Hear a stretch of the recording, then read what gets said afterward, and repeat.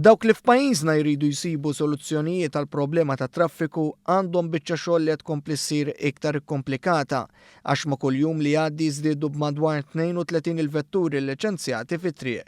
Tikkonferma dan statistika tal-Uffiċċju Nazzjonali tal-Istatistika li wriet kif filwaqt li fl-aħħar ta' Diċembru 2015 f'Malta kien hawn 346,918 il-karozza, fl-aħħar tas-sena li għaddiet dawn telgħu 358,947.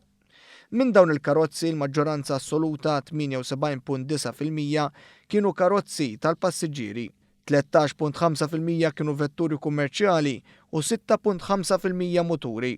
Il-muturi liċenzjati telgħu minn 17,721 għal 22,714. L-istatistika tal-Uffiċċju Nazzjonali tal-Istatistika turi kif għal kwart wara l-ieħor mill-2010 ma naqsu xejn iż-żidiet tal-vetturi liċenzjati fit-triq.